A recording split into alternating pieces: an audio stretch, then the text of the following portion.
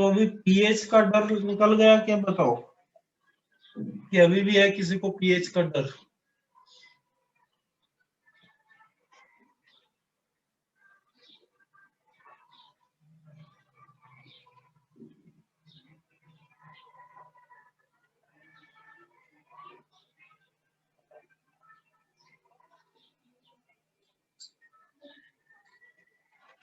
निकल गया, okay.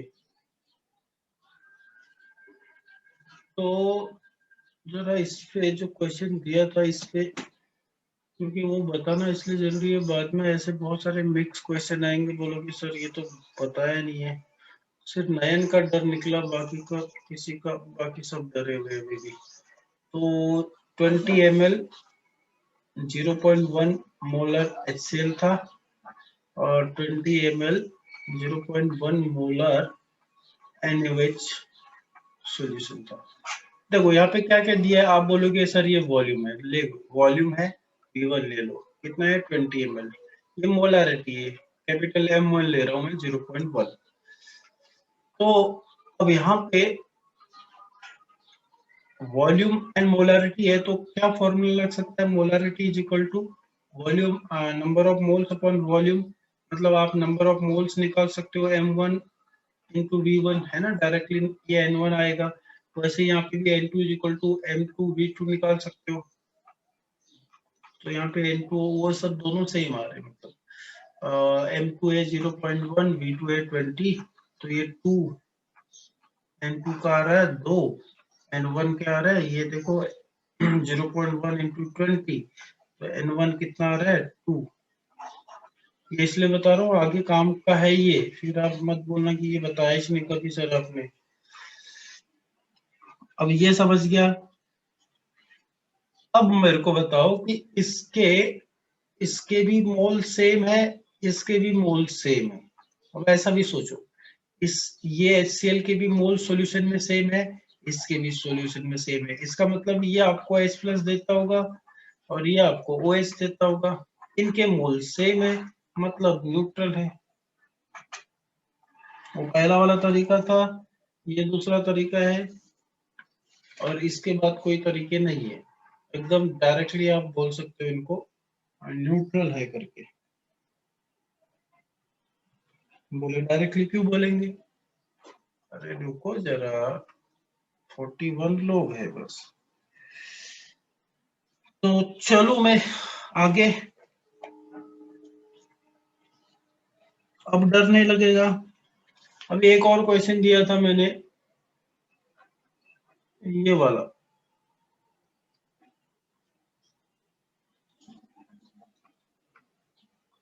a solution having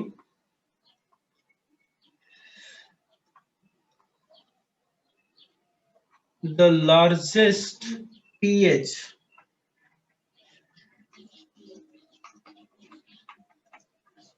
तो यहाँ पे ऑप्शन ए में था 0.1, आप अभी समझ लो, अभी मैंने बताया था। ऑप्शन 2 में दिया है 0.1 मोलर HCl, 3 में दिया है 0.1 मोलर, खुद ही आप बताओ मेरे को, एंड चौथा 0.01 मोलर NaOH। अभी आप आराम से कर सकते हो। देखो यहाँ पे पूछा क्या है, किसकी पीएच वैल्यू ज्यादा होगी। अब यार यहाँ पे इसका कॉन्सेंट्रेशन क्या होगा जरा देखो, बहुत सिंपल है। H2SO4 है, मतलब इधर पे अभी मैंने बताया था H2SO4 है, तो ये डिसोसिएट होगा, H+ कितना देगा 2, इसका मोलारिटी दिया ये, तो इसका 0.2 होगा, 2 से मल्टीप्लाई करेंगे, मतलब इसका कॉन्सेंट्रेशन क्या है, ज्यादा है, सबसे ज्यादा इसका कॉन्सेंट्रेशन है। तो अपने को कॉन्सेंट्रेशन क्या चाहिए था, कॉन्सेंट्रेशन क्या चाहिए था अपने को, पीएच के लिए क्या चाहिए अपने को, फॉर्मूला क्या है, pH is equal to minus log of H+। Strong base का पीएच मोर डायरेक्ट ऑप्शन, हाँ ये भी है। तो पीएच वैल्यू सबसे ज्यादा किसकी होगी, जिसकी डायरेक्ट भी आप बोल सकते हो, जिसका मतलब जो बेस है एसिड का, तो पीएच कम होगा, तो ये कैलकुलेट करना वैसे सही नहीं है, तो स्ट्रॉन्ग बेस यहाँ पे है, ये 0.1 है, ये कंप्लीटली डिसोसिएट होगा, मतलब ये दोनों में से ये वाले का पीएच ज्यादा होगा ना, पीएच वैल्यू, क्योंकि ये बेस है बेटा, बेस की पीएच रेंज ज्यादा होगी। तो ये डायरेक्ट भी कर सकते थे या ऐसे भी कैलकुलेट कर सकते थे। यहाँ पे H प्लस का कॉन्सेंट्रेशन क्या होगा 0.1। अब यहाँ पे OH का कॉन्सेंट्रेशन है तो पीएच की वैल्यू क्या होगी, ज्यादा होगी, है ना, क्योंकि एसिड के लिए 0 से लेके 6 तक ही आएगी, लेकिन बेस के लिए 8 से लेके 14 तक आएगी ना उसकी वैल्यू। तो स्ट्रॉन्ग एसिड के लिए वो आएगा। डायरेक्ट क्वेश्चन था वो, मतलब डायरेक्ट आप उसका आंसर दे सकते थे। तो पीएच वाला क्लियर हो गया सबको? एक बार बता दे, किसी को अभी भी तकलीफ है तो बता दो। ये थोड़ा सा टॉपिक अटपटा सा था, बट इतना भी अटपटा नहीं है कि अपने को इसमें कुछ प्रॉब्लम हो।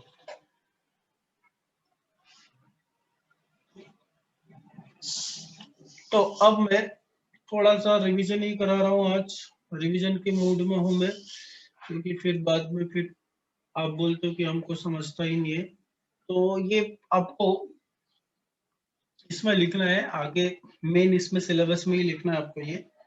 तो यहाँ पे इस सॉल्यूशन चैप्टर में भी आने वाला है, तो यहीं पे मैं आपको इधर पे भी आने वाले हैं क्वेश्चन सारे इसमें। तो कंसंट्रेशन टर्म्स अपन एक बार पहले भी यूज कर चुके हैं, लेकिन थोड़ा सा एक क्विक रिवीजन भी हो जाएगा, क्योंकि इसके सॉल्यूशन वाले लेसन में ये फिर से आने वाला है। तो जिसको आता है वो भी लिख ले। मोलैरिटी इज इक्वल टू क्या होता है, एक रिवीजन हो जाएगा, number of moles divided by volume of solution, ये इंपॉर्टेंट है, इन डीएन क्यूब। डीएन क्यूब मतलब लीटर ही होता है, तो इसको अपन n/v लिख सकते हैं। ये मोल्स होता है और ये डीएन क्यूब हो सकता है। तो इसी को अपन मोलारिटी m बोलेंगे, है ना।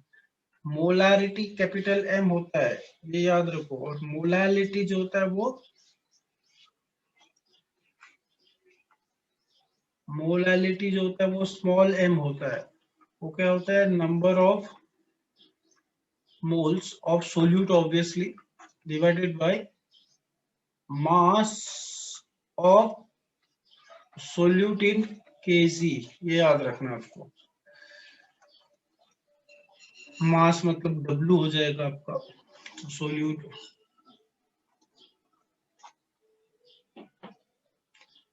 W2 लिख लो, ये मोल्स पर केजी। ये अभी मैं एक चीज बताऊंगा आपको सोल्यूट और सॉल्वेंट का, और नॉर्मलिटी सभी भूल चुके होंगे I hope. Normality capital N क्या होता था रे, नंबर ऑफ इक्विवेलेंट अपॉन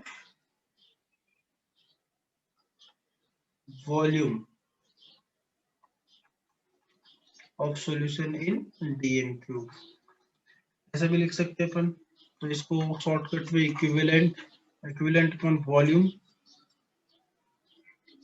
ठीक है। तो क्या होगा, इसका unit equivalent upon dm cube, इसी को अपन बोलते हैं नॉर्मलिटी, एन लिख लेते हैं।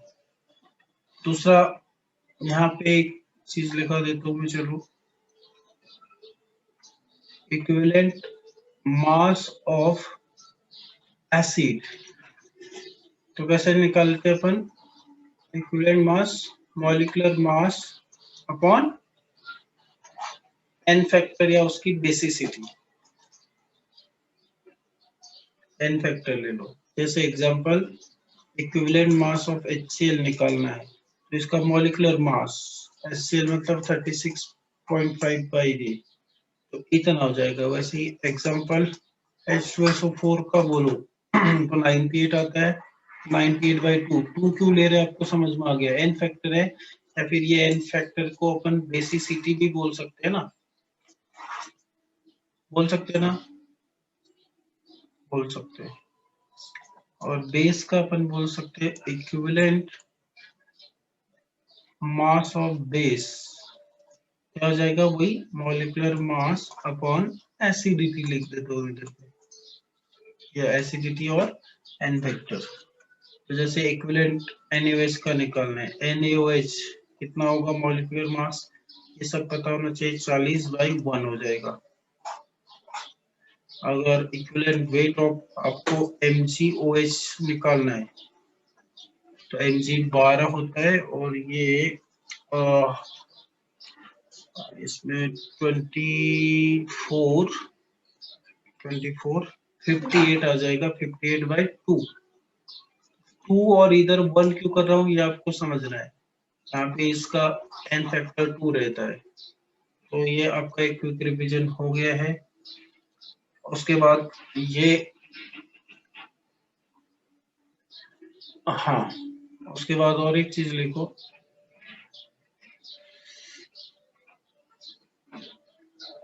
तीसरा चौथा जो भी है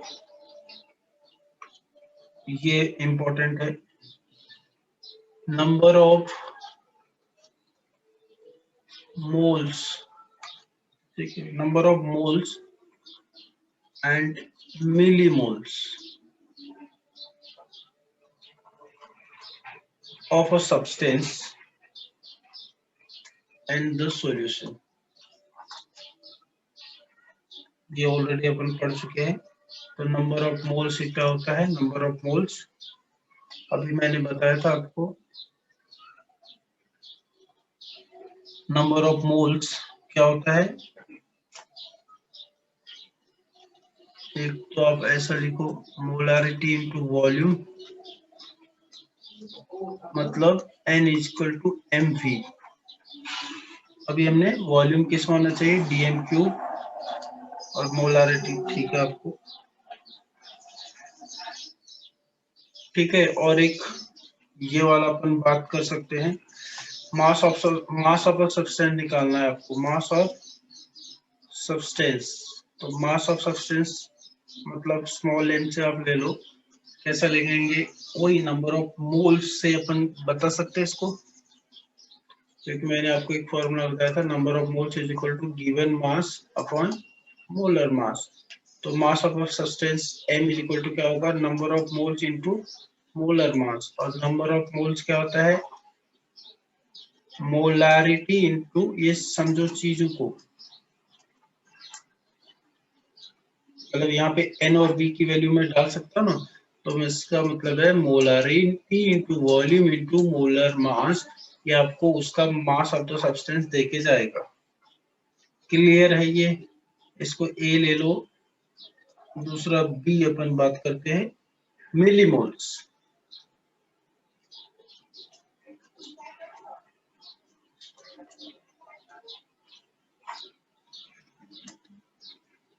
ठीक है, इस नंबर ऑफ मिलीमोल्स, इसको अपन मिली मोल लिखते हैं, m है ये,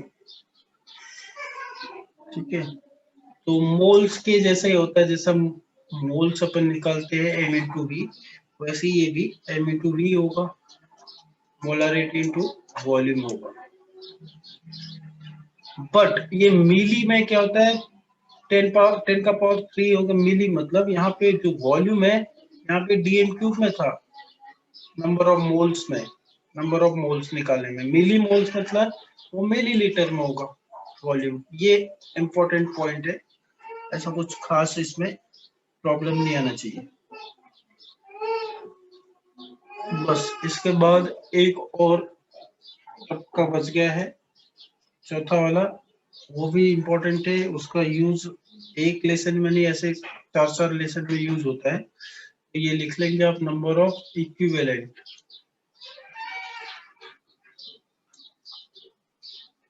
and milli equivalent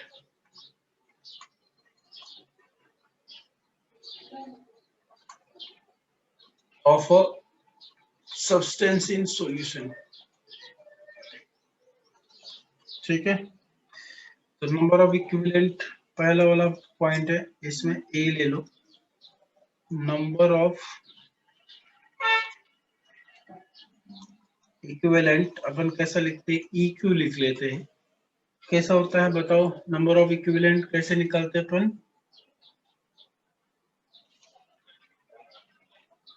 normality into volume, और ये वैसे ही होगा, ये dm क्यूब में होगा, नॉर्मेलिटी आपको बताइए। ध्यान दो, ये नंबर ऑफ इक्विवेलेंट निकालने के लिए उस अपन क्या कर सकते हैं, उसकी नॉर्मेलिटी इनटू वॉल्यूम, मतलब ये डायरेक्टली आप इक्विवेलेंट निकालने के लिए NV लिख सकते हो, बहुत इंपॉर्टेंट है ये, है ना। अगर मास निकालो तो मास ऑफ सब्सटेंस, इस सिचुएशन में मास ऑफ सब्सटेंस निकालूं तो क्या होगा इस सिचुएशन में, उधर मोलैरिटी थी, यहाँ पे नॉर्मेलिटी हो जाएगा एंड वॉल्यूम होगा और इक्विवेलेंट वेट या इक्विवेलेंट मास जो भी आप बोलो। इसमें दूसरा वाला पॉइंट लिखेंगे आप, वो जो अभी हमने बात की थी ऊपर, नंबर ऑफ मिली इक्विवेलेंट। पहले कभी न कभी मैंने आपको मिली इक्विवेलेंट समझा चुका हूँ, वही नॉर्मेलिटी टू वॉल्यूम, बट यहाँ पे मिली आ गया तो वॉल्यूम जो होगा वो मिलीलीटर में होगा, बाकी कुछ बदलने वाला नहीं है। अब ये तो थी बातें, अब एक और लास्ट, सेकंड लास्ट बात है, फिर 2-3 मिनट अपने पास है। तो ये नॉर्मेलिटी याद रखो, normality is equal to molarity into क्या होता है, back page back page back page, लो जल्दी करो।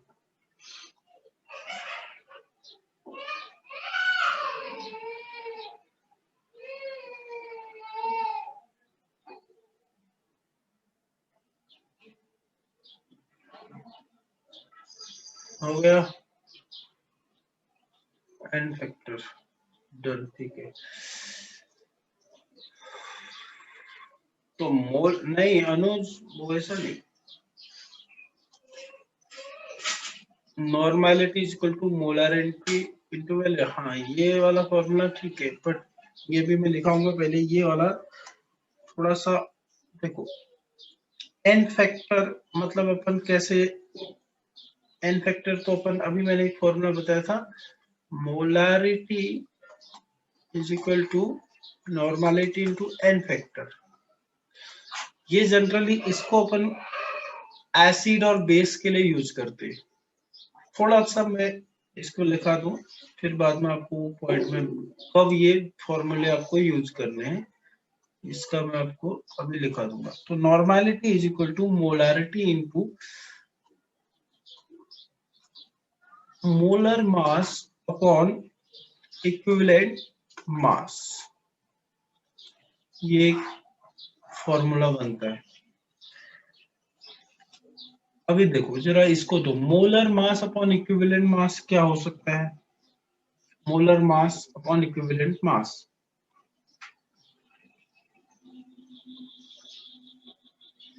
मोलर मास अपॉन इक्विवेलेंट मास, वो ऊपर वाले में देखो आप,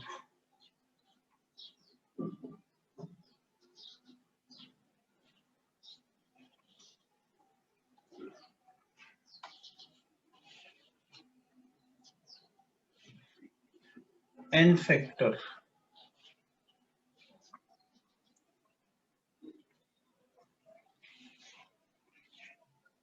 एक लास्ट वाला लिखते जाओ, नॉर्मेलिटी एंड मोलारिटी, ये बहुत भाई भाई है, इनका इक्वेशन यूज कब करते अपन, नॉर्मेलिटी एंड मोलारिटी का इक्वेशन।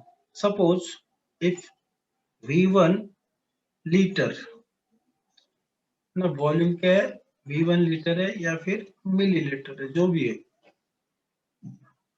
ऑफ एन एसिड, उसकी नॉर्मेलिटी ले लेते अपन, of N acid of normality N1 requires V2 liter or milliliter of a base, जिसकी नॉर्मेलिटी है ऑफ नॉर्मेलिटी, ऑफ कोर्स अपन करेंगे N2, और क्या करना है फॉर न्यूट्रलाइजेशन, तब क्या करोगे आप, ये इंपॉर्टेंट है, ध्यान दो। मतलब अगर सपोज एक एसिड है एक बेस है, एसिड प्लस बेस किया, अब इसका नॉर्मेलिटी N1 लिया, इसका वॉल्यूम V1 लिया, इसकी नॉर्मेलिटी N2 लिया, इसकी, अब ये दोनों न्यूट्रल सॉल्यूशन है, न्यूट्रल करना है, तो इसका मतलब तब क्या होगा, ये दोनों जिस जितना इसका कंसंट्रेशन होगा, अभी हमने बात की थी, ये दोनों सेम हो जाएंगे, तो अपन लिख सकते हैं तब ऐसे situation N1 V1 is equal to N2 V2 होगा कि नहीं,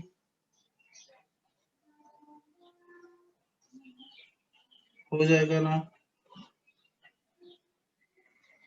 अच्छा, अगर आपको नॉर्मेलिटी, हाँ ये हो जाएगा, एक चीज हो गया, अगर नॉर्मेलिटी को रिप्लेस करना है तो फिर आप क्या करोगे, नॉर्मेलिटी को रिप्लेस करना है तो फिर क्या करोगे आप, ये वाला आप लिख सकते हो मोलारिटी इनटू उसका, है ना, इसको आप लिख सकते हो molarity M1 into n factor N1 ले लेता हूं मैं, n factor V1 M2 n factor into V2, ये सिंपल सी बात है, ठीक है। तो अब लास्ट चलते चलते आपको ये बताना है कि नॉर्मेलिटी ऑफ एसिड जनरली अपन कैसे लिखते हैं, एन ये इसकी मोलारिटी इनटू एन फैक्टर, या वाइस वर्सा, एंड वैसी नॉर्मेलिटी ऑफ बेस अपन कैसे लिख सकते हैं, उसकी एन फैक्टर यानी एसिडिटी लिख सकते हैं, या फिर डायरेक्टली अपन एन फैक्टर को ही ज्यादा वो करते हैं, तो ये सब चीजें इसमें लागू होगी। तो कल अपन थोड़ा सा और टॉपिक को आगे बढ़ाएंगे, और ये फॉर्मूले लर्न करके रखो, लर्न करना ही है आपको, ये सिचुएशन आगे आने वाली है, इसलिए अभी से इसको लर्न करके रखो। तो अपन यहाँ पे रुकेंगे, कल फिर एम कौन कौन से हैं, एम कौन कौन से, एम क्या है भाई,